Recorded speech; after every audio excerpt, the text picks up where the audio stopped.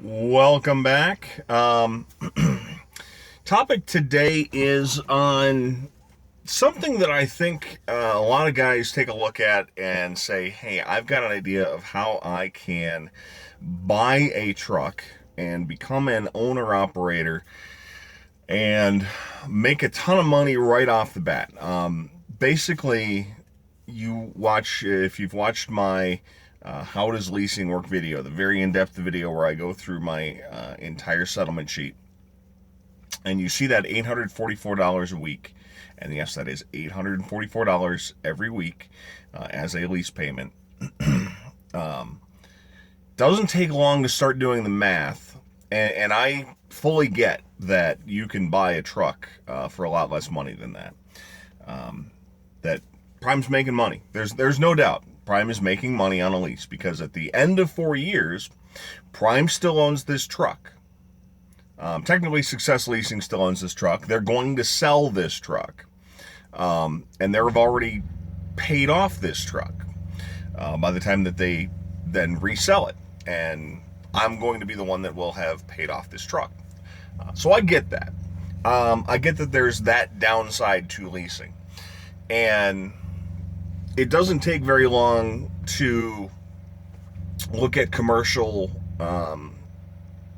heavy equipment and trucking equipment pages and see trucks for sale. And not really all that old trucks. You can find 2008, 2009, 2010 trucks for sale, very $30,000, $40,000. You can find 1999 trucks, 2000 trucks.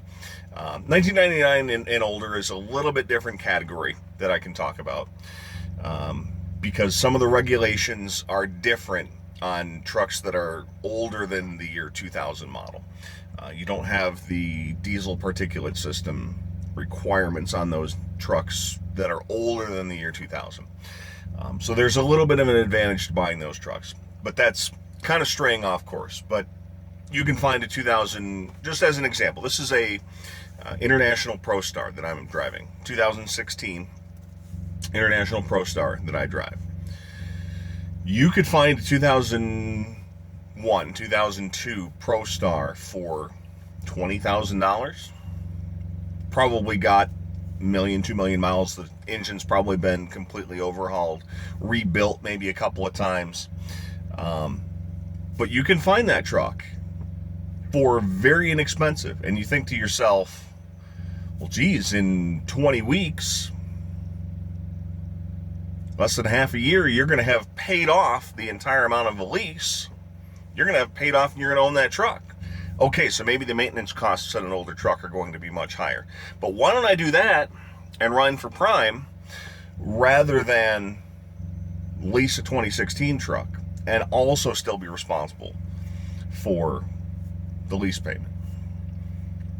Well, you can do that, but you're not going to do it for Prime. Bottom line, you can become, you can get your CDL, you can get your experience, and you can become an owner operator purchasing that truck. If that's what you want to do, you can do that, but you're going to have to establish your own authority, and that's a little bit more complicated of a process that I'm not going to get into in a video. But you're going to have to establish your own authority to run as a true owner operator.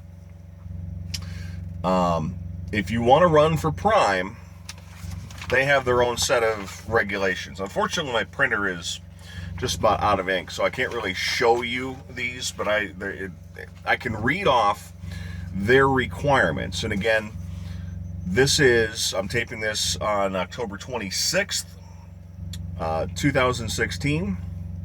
These are their requirements as of today. If they change these in the future, I'm not held responsible for that. But as of today, if you want to purchase a truck outside of Pedigree Truck Sales is the company that Prime uses for truck sales. If I finish the lease on this truck, bring it back to Prime, bring it back to Success Leasing, turn the truck in, and they decide to sell this truck, it will go through Prime's subsidiary Pedigree Truck Sales. But if you want to purchase, and you can purchase a truck, you don't have to be a Prime operator. You don't have to operate it. Anybody can purchase a truck or a trailer or a tank trailer through Pedigree Truck Sales. You can go to their website and you can purchase those items from Pedigree Truck Sales. At any rate, if you don't want to do that, if you want to purchase your own truck from somebody else, maybe you know somebody who has a truck, maybe you know a dealer, maybe you've got a special deal and you're looking at that, 2001 International, and that thing's on sale for $19,000, and you think, hey, this is a slick deal. I'm going to tell you right here why that's not going to work for you. Here's the requirements. And this is broken up into reefer, flatbed, and tanker. Some of the specs are the same, some are slightly different. But the one that is going to not allow you to do what I told you, spend $20,000 on a truck, or even $40,000 or $50,000 on a 2008, 2009 truck. As of right now, you will need to purchase a 2014 or newer truck if you want to purchase it from the outside and bring it into Prime. The date will change on January 1st. So it's October. As of January 1st, 2017, you will need to purchase a 2015 truck or newer if you want to purchase it from the outside. You can keep that 2015 truck just because, if you purchase a 2014 truck on December 31st, all of a sudden on January 1st, they're not going to say, well, sorry, now it's too old. Once your truck reaches 5 years old, the truck will be reviewed by Prime to renew it. There are some guys who are running some old trucks at Prime. Guys who purchased trucks are now owner-operators under Prime's authority, and they have been running a 2004 truck through Prime for the last 12 years. But that's because they have maintained it well enough, perhaps rebuilt the engine, and they're now maintaining it so that it can stay up to code. You also are not going to avoid E-logs. Prime will install the OmniVision Qualcomm, which is what we have in all of the trucks, and will be on E-logs if you purchase an outside truck. They have specifics as far as weight and wheelbase, so you can't go out. I would love to purchase a Lone Star. I'm a big International fan. That's just who I am.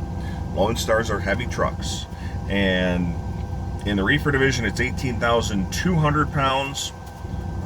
It's 20,200 in flatbed, and tanker is 18,200 pounds. So whatever you buy has to be under that weight. And then there's wheelbase